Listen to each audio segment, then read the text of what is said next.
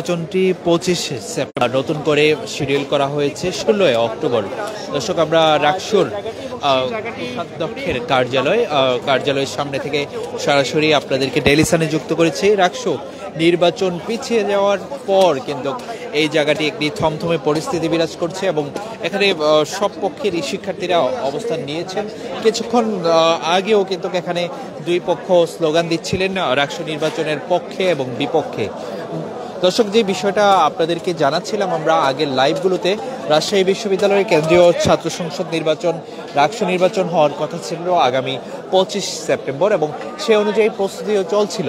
তার মধ্যে হঠাৎ করেই রাকসু নির্বাচনকে কেন্দ্র করে শিক্ষার্থীদের মধ্যে কিছু শিক্ষার্থী দুর্গাপূজা এবং বিশ্ববিদ্যালয়ে চলমান শিক্ষক এবং কর্মকর্তাদের আন্দোলনকে কেন্দ্র করে অনেকেই ক্যাম্পাস ছেড়ে যায় এবং তারপরে আলোচনায় আসে কিছু শিক্ষার্থী রাকসু নির্বাচন পিছিয়ে দেওয়ার জন্য বলে। সেই প্রেক্ষাপটেই কিন্তু বিকালবেলা রাজশাহী বিশ্ববিদ্যালয়ের যে রাকসু নির্বাচন কমিশন তারা কিন্তু একটি মিটিংয়ে বসে এবং সেই সভা থেকেই ঘোষণা করা হয় রাকসুর যে নির্বাচন সেই নির্বাচনটি পিছিয়ে দেওয়া হবে এবং তা আগামী 16 অক্টোবর অনুষ্ঠিত হবে। তারপর থেকে কিন্তু এখানে একটি থমথমে পরিস্থিতি বিরাজ করেছে এবং শিক্ষার্থীরা কিন্তু রাকসু ভবনের সামনে অবস্থান নিয়েছে।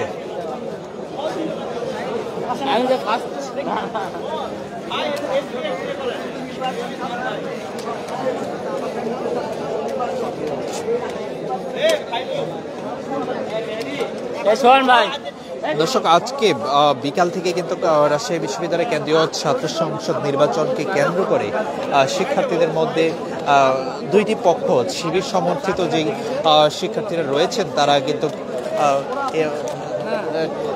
কিন্তু কথা বলছিলেন।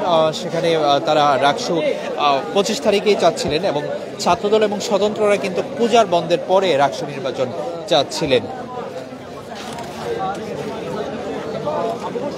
আমরা রাকসু নির্বাচন তো রিশিডিউল করা হয়েছে, আপনারা সাধারণ শিক্ষার্থীরা কি চাচ্ছেন?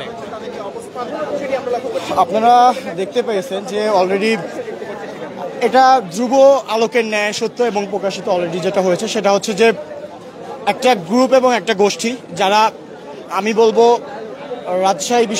ঢাকা বিশ্ববিদ্যালয় এবং জাহাঙ্গীরনগর বিশ্ববিদ্যালয়ের রেজাল্টের ফলাফল সারা বাংলাদেশ দেখেছে। সেই ধারাবাহিকতায় যখন আপনার ঢাকা বিশ্ববিদ্যালয় এবং জাহাঙ্গীরনগর বিশ্ববিদ্যালয় একক পাক্ষিকভাবে যখন নির্বাচনের ফলাফল হয়েছে তারই পরিপ্রেক্ষিতে রাকসুর কিন্তু তফসিল ঘোষণা 2 বার হয়েছে এবং এটা সর্বপ্রথম তফসিল ঘোষণা হয়। এর পরবর্তী থেকে নিয়ে একটা গ্রুপ তো যারা তাদের প্যানেলই দিতে লোকবল পায় নাই, তারা শেষ মুহূর্তে এসে তাদের জন্য প্রশাসন ধিক্কার জানায়, তারা একবারের 13 তারিখের প্রশাসন একবার 25 তারিখে বিছাইছে। এই সিন্ডিকেট প্রশাসন অথর্ব প্রশাসন ঠিকইভাবে ওই লন্ডনের দালালি এবং শাহবাগীদের বামদের দালালি করার জন্য আবার আজকে 25 তারিখের এই নির্বাচনকে ওরা বানচাল করার জন্য আজকে তারা সমন্বিতভাবে এসে প্রশাসনকে প্রেশারাইজ করছে এবং সংখ্যাগরিষ্ঠ ছাত্রদেরকে বিরোধিতা করে তারা প্রশাসন সরাসরি তাদের ন্যায় এবং আগামী 16 অক্টোবর যে নির্বাচনের সিদ্ধান্ত নিয়েছে এটা এককভাবে লন্ডনের কোনো পরামর্শ ছাড়া আমি মনে করি না। তো সুতরাং বলতে চাই, আমরা যারা আছি সম্মিলিত শিক্ষার্থী প্যানেল থেকে, আমি সরোয়ার্দী হলের ভিভি প্রার্থী, আমার জায়গা থেকে আমার বক্তব্য স্পষ্ট। সেটা হচ্ছে যে 25 তারিখ যদি নির্বাচন কোনোভাবে না হয় আমরা ধরে নিব যে রাজশাহী বিশ্ববিদ্যালয় এবং সারা বাংলাদেশের রাজনীতিক অঙ্গনে এই অথর্ব যারা গোষ্ঠী যারা তাদের পরাজয়কে মেনে নিয়ে এখান থেকে নাকে দড়ি দিয়ে দেওয়ার মতো পালিয়েছে তারা। আপনি বলছিলেন যে আপনি একটি হলের ক্যান্ডিডেট, আপনার হলের যদি সার্বিক পরিস্থিতি জানতে চাই যে শিক্ষার্থীদের অবস্থান কেমন ছিল বা যদি নির্বাচন হতো সেক্ষেত্রে কত % ভোট কাস্ট হওয়ার সম্ভাবনা ছিল?